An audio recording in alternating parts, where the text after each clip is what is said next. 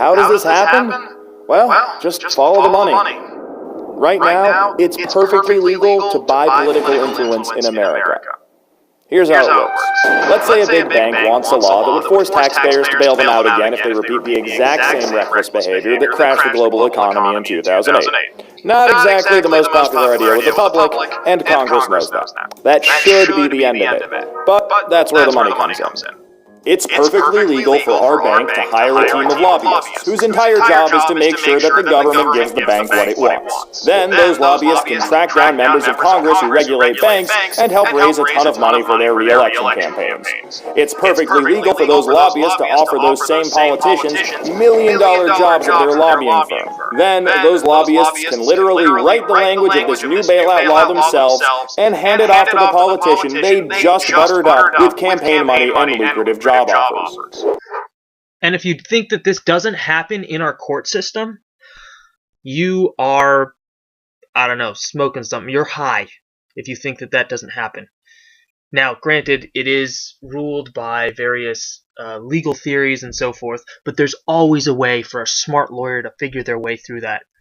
And these guys, they get paid gigantic amounts of money to win cases, but they do it as in a winner-take-all environment. So it's everything is the push is to get everything decided at the Supreme Court, so that then it favors the largest companies that have the most influence.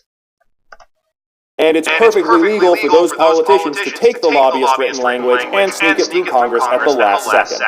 So now you've got a law that greatly benefits the banks, and the whole process can start over.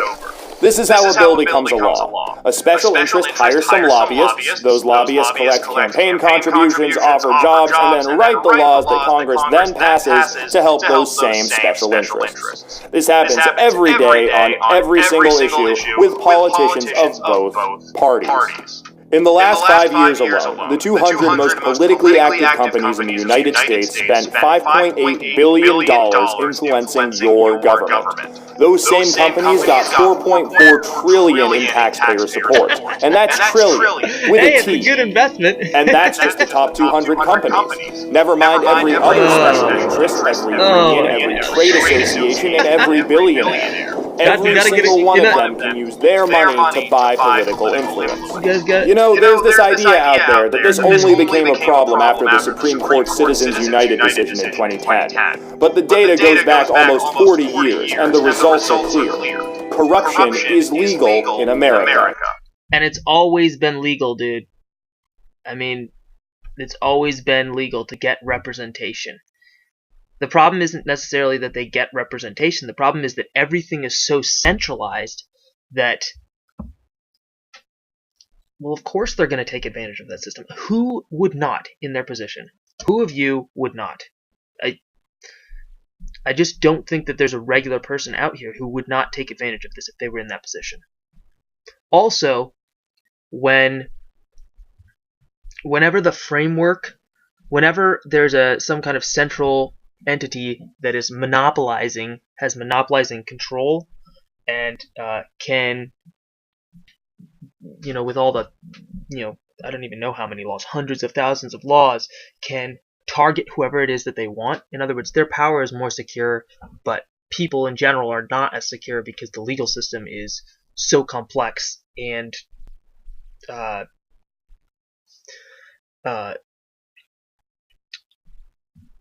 I guess centralized, you could say, that,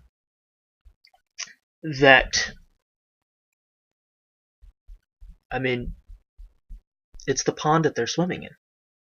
So of course, now I get that some of them, like you said, like the top few are gonna do it, because hey, it gives them control. But then think about the guys down the line from there.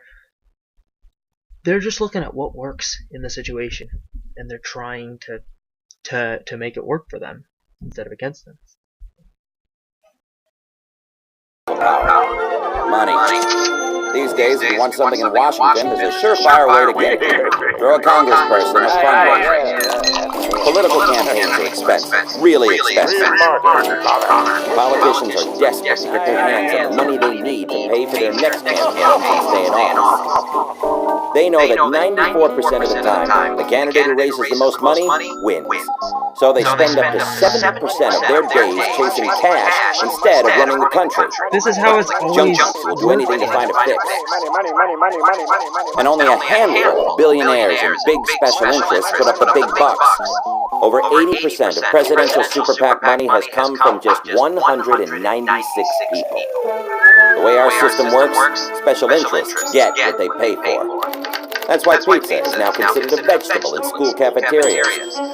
Why 3 of the country's top 10 grossing companies paid 0 federal taxes in 2009. And why certain industries have enjoyed a 77,000% return on one particular kind of investment. They're lobbying dollars. It's been this way for a while. But 2 years ago, it got The 82,000 chemicals registered for commercial use since the TSCA first went into effect, only a measly 200 chemicals have undergone health and safety testing by the Environmental Protection Agency, or EPA. I'm sorry, a lot of acronyms in this video. So it should come as welcome news that after, 40 years of doing nothing, the U.S. Senate has finally gotten around to passing a bill that will update how we deal with toxic chemicals. But don't get too excited just yet. The bill contains some glaring loopholes that have raised red flags for public health and safety advocates. And, surprise, surprise, the chemical industry's fingerprints and money are all over it. So, the most controversial loophole prevents individual states from taking action against anything the EPA designates as a high-priority chemical. In other words, it gives the EPA, one federal agency, the power to keep states from taking any kind of action against toxic chemicals for years at a time. And this is actually a really big deal. Due to political gridlock in Washington and the achingly slow pace of EPA reviews, many states have actually taken the lead in protecting their communities from toxic chemicals. And by and large, they've done a pretty good job. Maine, for example, has implemented tough safety standards on PBDEs, which are a flame retardant linked to developmental issues in children, as well as on BPAs, which are a potential carcinogen. And while the Senate's proposal won't undo existing state laws like the ones passed in Maine, it would prevent states from enacting future reforms, including anything that's in progress now that hasn't been passed yet, like the ongoing efforts to ban certain flame retardant chemicals and other potential carcinogens in Washington State and California. Now, advocates of the Senate bill argue that states aren't permanently banned from acting on these chemicals, but merely prevented from taking action while the EPA conducts its reviews. But what they don't mention is that these reviews can take an enormous amount of time, and when I say enormous amount of time, we're talking about decades. And that's just one loophole in the Senate bill. Another would make it much harder for the EPA to prevent foreign products containing dangerous chemicals from being imported into the United States. In other words, it would be even easier for toxic toys, furniture, and other consumer products to show up in American stores and homes. And perhaps most troublingly, neither the Senate nor the House version of this bill require companies to prove that new chemicals are actually safe before bringing them to market. But I mean, hey, history has shown us that new, untested chemicals are always good for us, right? Right?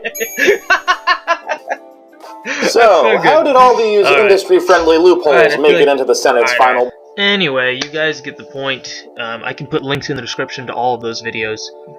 But they basically sum up that power is so centralized right now that it's about getting politically close, politically on the inside, and or being wealthy enough to buy it up, which means also that foreign actors can buy up our elected officials, our not elected, our appointed officials, our bureaucracies. Now, ultimately, the bureaucracy, they still have a lot of stuff that they can do. So it is a concentration of power, not a concentration of money, as they do claim in some of these videos. They say, well, it's about the money. It's not just about the money, bro. Come on.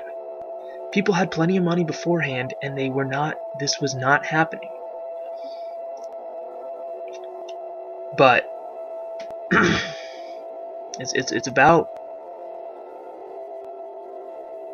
about the concentration of power, of legal authority.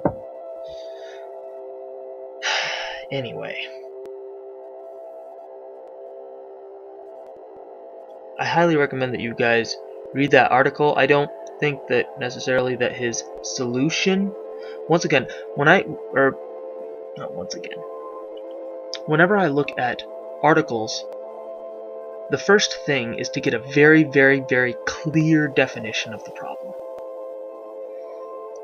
Now, from reading this article, from watching these videos, but not just these, from reading, Democracy in America, the Federalist Papers, going through, hearing things from a bunch of different people's perspective. People on the left, on the right, on the far left, on the far right, centrists, regular people just trying to live their lives. Mostly just regular people just trying to live their lives. Wondering why they're in such a chaotic, complex legal environment. Why they don't feel as safe. Why there's such a crisis when it comes to hopelessness and, drinking oneself to death or drugging oneself to death or suicides, corruption, and so forth. And in that article, he identifies that Jefferson said that the first thing that would happen is that the courts would centralize power. Power. Now, it doesn't mean that there's a difference between centralizing power and having all laws uniformly enforced. Centralizing power, you can centralize power actually better if you are not uniformly enforcing laws. If what you're doing is instead playing favorites or, basically the law is just a tool for people at the top to decide who's in favor and who's not.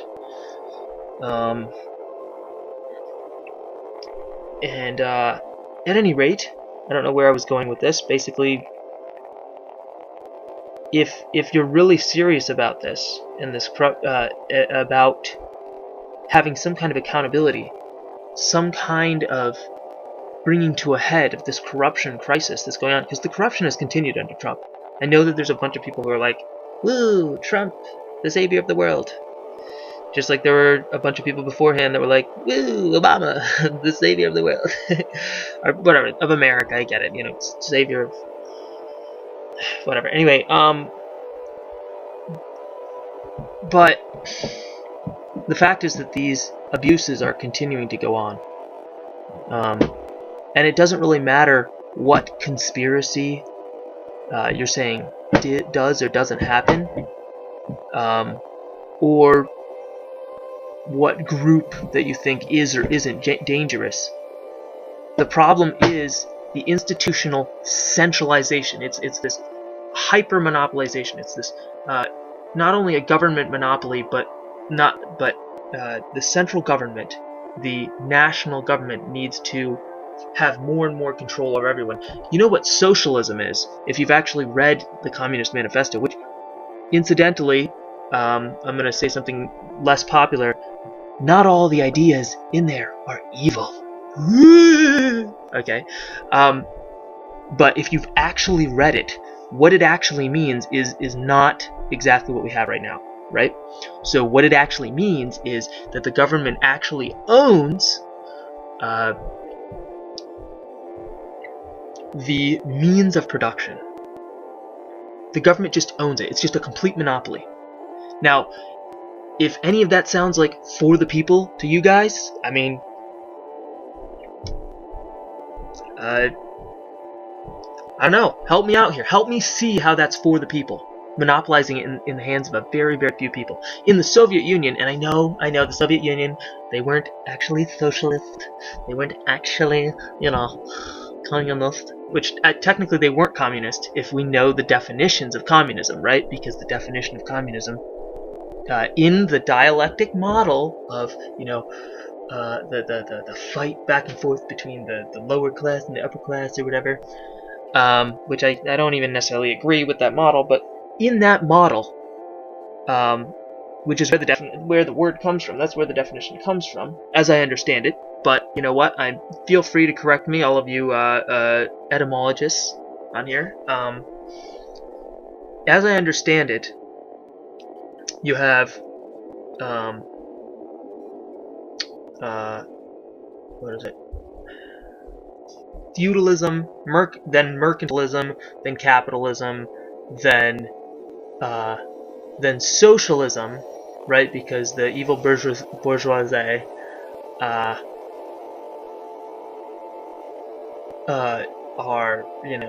exploiting workers. All right, so now we need the state to have to centralize control, and then somehow magically we're going to get into the last phase where magically it's all given to everyone in common. To me, it just sounds like a crock of tish, but and definitely not a way to get, to improve ourselves and get out to space and to do all these wonderful things that we want to do and that we can do. But that's not what we have. We don't have the state owning all the means of production. But if we were to push for that, which there's a push for that, to somehow socialized healthcare, so the government should be a single payer system where the government more or less owns the means of production. How many doctors do you think how many new doctors are gonna go into that kind of work? I mean, basically, you're gonna make a whole bunch of people really miserable, gonna make things a lot worse for people. I don't get it. Now, granted, some doctors are gonna be like, well, we'll just serve the upper class, we'll just serve the people who are exempt from socialism, that's not socialism. It's some kind of a elitist kind of aristocracy, and that's how it would end up happening. That's what would end up happening. It's not going to hold accountable any of these people who are above the law, like the banks or any of these different groups. No, they're going to still be above the law, and you'll just be